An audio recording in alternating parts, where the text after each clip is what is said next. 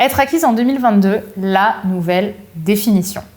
Alors aujourd'hui, je suis ravie de vous retrouver, mesdames, pour ce sujet tout à fait croustillant, n'est-ce pas, dans lequel on va parler de, à mes yeux, la définition d'être acquise en 2022.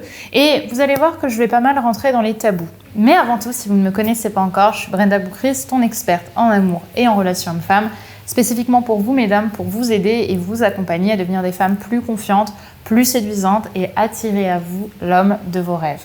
Donc, si c'est un sujet qui vous parle et qui vous tient à cœur, je vous invite à vous abonner en cliquant sur le bouton rouge s'abonner juste ici sur YouTube. Et également, si ce n'est pas déjà fait, à faire votre test offert pour savoir quelles croyances inconscientes vous empêchent de garder l'homme de vos rêves ou les hommes de vos rêves.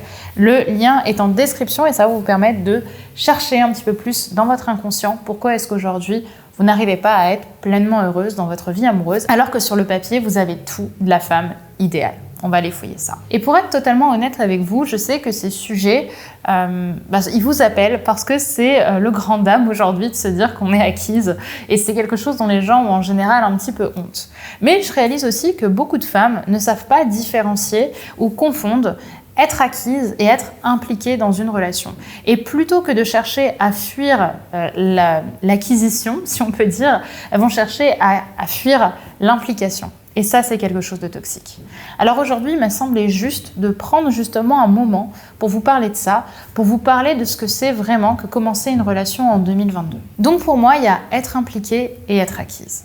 Être impliqué dans une relation, c'est quelque chose que j'encourage beaucoup. C'est construire la relation, donner le meilleur de soi-même pour qu'elle se concentre sur la joie et sur la complicité que vous êtes en train de créer mutuellement. Être acquise dans une relation, c'est faire passer nos insécurités avant notre propre bien-être et le bien-être également de notre partenaire. On va mettre en fait, quand on est acquise, toutes nos ressources au service de la relation de manière totalement illimitée. En fait, la femme acquise, elle cherche à récupérer de la valeur de manière égocentrique, c'est-à-dire sans prendre en compte le bien-être et les émotions de l'autre. Et c'est ça, souvent, malheureusement, ce qui tape un petit peu dans l'ego, c'est qu'on pense qu'être acquise, à la base, c'est une bonne chose, parce que justement, on donne dans la relation, on est dans le dévouement, alors qu'en réalité, tout ce qu'on donne et tout ce qu'on prend dans la relation, c'est toujours destiné à s'épanouir soi ou à se regarder soi, à se combler soi, et jamais de regarder si notre partenaire, lui, est dans le bien-être ou pas. En fait, la femme acquise, elle ne se demande pas si son comportement est cohérent avec la relation, parce qu'elle a simplement besoin de sentir qu'elle existe aux yeux d'un homme, aux yeux d'ailleurs de plusieurs autres personnes aussi, et cela dépasse toutes les autres mesures. En fait, la différence entre être impliquée et être acquise, c'est l'intention qu'on porte dans la relation. Quand on est impliqué, la relation, elle passe par l'écoute, le présent, par la qualité des moments passés ensemble. Donc l'intention, en fait, au départ, quand on est impliqué, c'est pas tout de suite de construire un couple, c'est pas tout de suite de s'imaginer avec la maison et la belle villa à Mykonos dans un an. Mais c'est plutôt d'approfondir la relation. L'intention, c'est d'approfondir la relation. Il n'y a pas d'enjeu, en fait, au départ. C'est simplement de se découvrir. La femme impliquée, elle se vit avant tout au présent. Donc le seul réel enjeu, c'est de passer des moments agréables ensemble. Mais ces moments agréables, on est aussi capable de les vivre seul.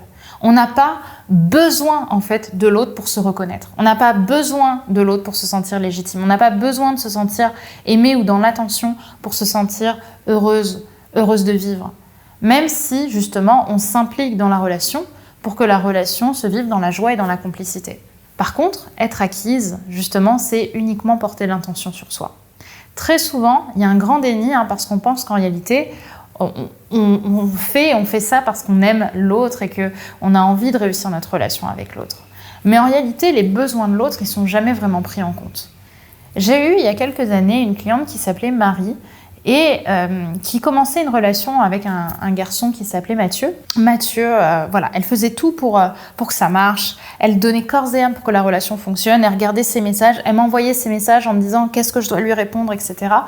Et elle se disait, mais justement, j'ai l'impression quand même que je prends le pouvoir dans cette relation. Tu vois, je lui ai pas répondu en 5 minutes, ça m'a pris 1 heure. Et elle gardait justement cette dynamique de ma vie tourne autour de cette relation, mais je suis tellement dans le contrôle de ce qui se passe que cette fois, il ne va pas me quitter. Et en réalité, elle pensait qu'elle faisait ça parce qu'elle aimait cet homme et qu'elle avait vraiment envie de construire une relation. Mais il se trouve qu'un jour, Mathieu a perdu son père, en fait, pendant pendant qu'ils étaient ensemble, ils ont eu un date et il a appris, son père qui était très malade, et il a appris pendant le date que son père était parti.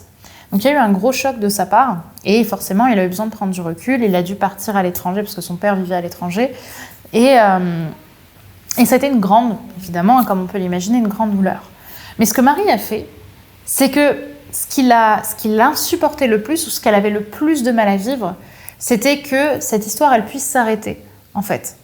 Que cette histoire avec Mathieu, elle puisse s'arrêter parce que là, il allait prendre de la distance et que c'était juste injuste pour elle de souffrir, en fait, dans cette relation alors qu'elle avait tout donné pour que ça marche. Et que, à chaque fois, il y avait l'univers, le destin, le diable, comme elle le disait parfois, qui venait s'acharner sur elle et qu'en fait, elle n'avait pas le droit d'être heureuse pendant que lui venait de perdre son père.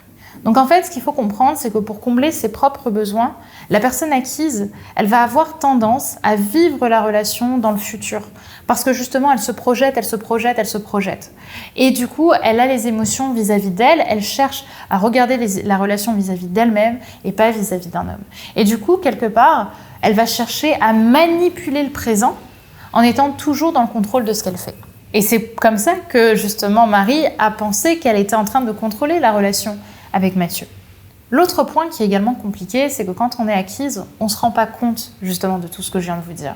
On pense s'aimer, on pense être dans le dévouement, et pas du tout une seconde, on pense qu'on est dans l'égocentrisme. Parce que justement, c'est le déni de ça. On n'a pas envie de voir ça, parce qu'on pense qu'on est juste quelqu'un de bien. Le dévouement, c'est vu comme une qualité, et c'est ça le problème. On ne pense pas toujours, on pense même quasiment jamais être dans le faux. Et c'est là que s'opère le déni. Donc la première étape, ça va être de réaliser ça. C'est de réaliser qu'en fait, vous n'aimez pas cet homme. Vous aimez ce que ça vous fait vivre à vous, en fait. Vous aimez avoir de l'attention et vous reconnaître dans une relation. Et c'est de ça dont on est accro, pas aux hommes. Donc déjà, c'est de venir réaliser que être acquise, c'est pas ce que vous imaginez, c'est pas aimer l'autre plus que soi. C'est au contraire mettre ses sentiments à soi au sommet justement de notre vie sans jamais prendre en compte ce que l'autre ressent. Et ça, malheureusement, je sais que c'est difficile à accepter, c'est difficile à assumer, mais ça fait partie de l'histoire que vous allez maintenant transformer et changer pour votre bien-être et pour celui de vos relations. Et également, donc forcément, par rapport à ce point-là, j'aimerais quand même rappeler que l'implication, par contre, c'est une bonne chose.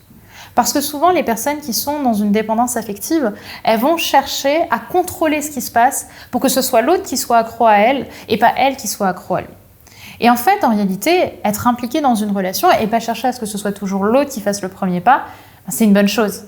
Parce qu'en réalité, c'est une qualité, l'implication. Parce qu'une relation, ça se construit à deux, avec l'autre, mais aussi avec vous. Et espérer que ce soit l'autre qui fasse tout, là aussi, c'est être dans le déni et c'est être acquise. Parce que vous êtes déjà dans la manipulation et dans la projection de ce que doit être la relation pour qu'il soit accro. Donc si vous voulez qu'il soit accro, c'est bien que vous voulez que cette relation, elle fonctionne envers et contre tout. Même si cet homme n'est pas le bon.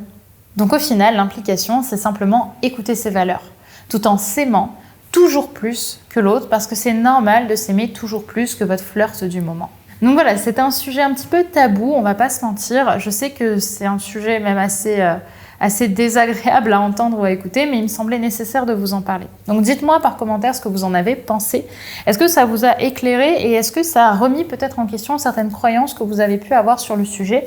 Et si vous voulez aller plus loin et justement sortir de cette définition aujourd'hui de l'amour qui peut-être vous pèse parce que vous n'arrivez pas à faire autrement et que vous avez vraiment l'impression de tout avoir et de ne pas réussir à trouver la bonne personne, je vous invite à faire le test que je vous propose en description, le test pour savoir quelle croyance inconsciente vous empêche de trouver le bon. Le lien est juste en dessous en description et donc n'hésitez pas à le faire.